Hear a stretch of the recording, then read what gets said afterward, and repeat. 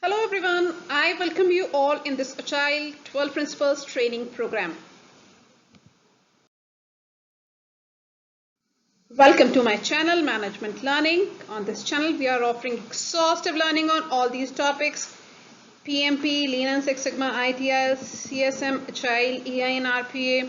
I believe my viewers are from varied geographies. It's a virtual online training program.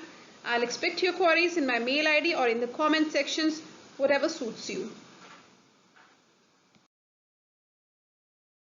First of all, my quick introduction. I am Priyanka Bhardwaj. I'm Masters in Computer Application, CSM, PMP, ITL, Lean and Six Sigma, and as TQB certified professional. Work with companies like TCS, HCL Technologies, Chanpac, Pfizer, Australia for 15 years. Software management professional turned to YouTuber and entrepreneur, founder and director of APAK Software LLP. It's an Agile project management and RPA company. So let's start with today's topic, 12 Principles of Agile. First is Agile Manifesto. The Agile Manifesto is a document that identifies 4 key values and 12 principles that its authors believe software developers should use to guide their work. The 4 key values you can refer in my another video. Today we'll be discussing 12 principles of Agile Manifesto in this video. These are the objectives of this session. After completing this lesson, you'll be able to understand the 12 principles of Agile. What are these principles?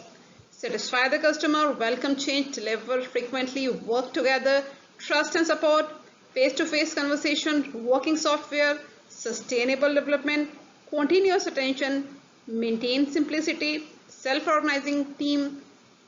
12th is reflect and adjust. So let's get into deep. Start with the first principle.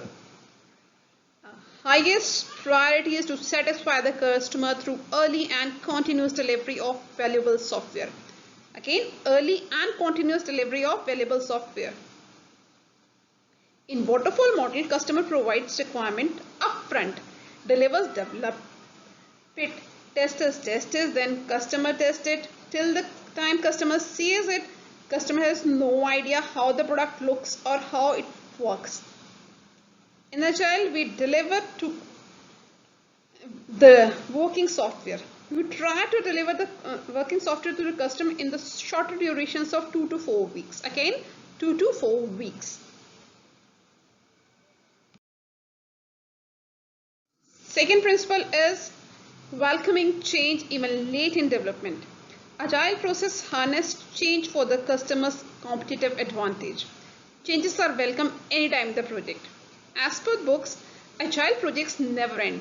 So scope is never fixed. So scope can change anytime. Here we have 2 backlogs. Product backlog, that is never fixed. Scope is never fixed in product backlogs. Sprint backlog, for each sprint scope is frozen during the sprint. Sprint backlog is the subset of product backlog. Any change request that is coming during the sprint will be added to the product backlog, prioritized by the product owner, estimated by the team, and then added to sprint backlog. Only if team has the capacity to do it in current sprint.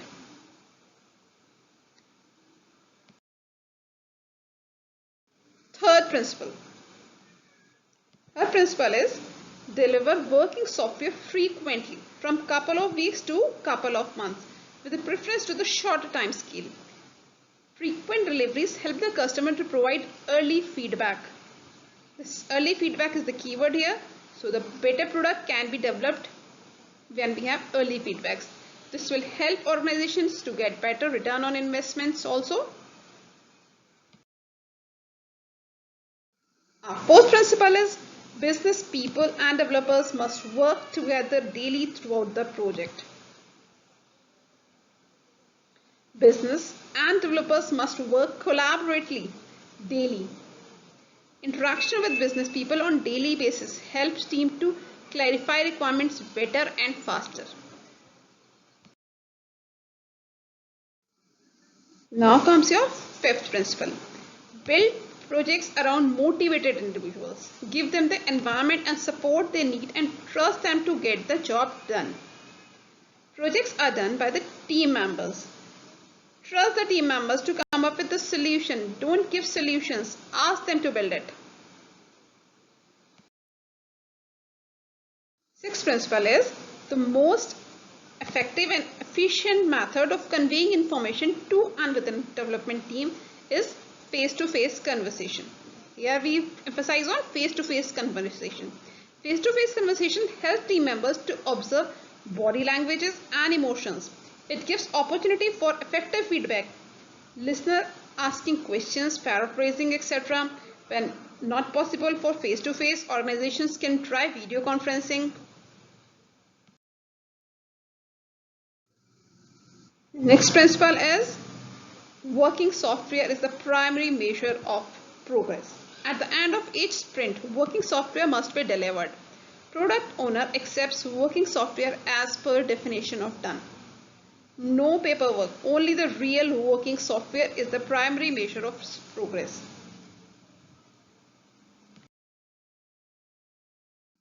Eighth principle is agile process promotes sustainable development. Here the keyword is sustainable development. Sponsors, developers and users should be able to maintain a constant pace indefinitely. Team should be able to maintain a consistent speed in this process. Consistency is like it should be there in everything. For example, if a team is developing 100 story points per sprint, we expect them to maintain that pace. If 400 points are remaining, they may be able to complete in 4 sprints. So continuous attention to technical excellence and good design enhance agility. Agile doesn't recommend upfront design. Design evolves as the team is going through the project that is designed iteratively. As they progress, keeping an eye on the design will help them to do better. Here comes the 10th principle. Simplicity. The art of maximizing the amount of work not done. Once again guys, maximizing the amount of work not done is essential. Unnecessary features are not developed. Eliminating waste. This is the keyword here. No extra work. What is asked? Only that we will deliver. Now comes the 11th principle. The best architecture requirements and design emerge from self-organizing teams. What is this self-organizing team? It's the one that does not depend on or wait for a manager to assign work. Instead, these teams find their own work and manage the associated responsibilities and timelines by their own. The way these people are doing. Here comes your 12th principle. At a regular interval, team reflects on how to become more effective, then tunes and adjusts its behavior accordingly. At the end of a sprint, team should look back and reflect on what work they did, what they accomplish, what did they do not accomplish, and how they improve their methods. This is all for today. Thank you. Don't forget to like, subscribe and share.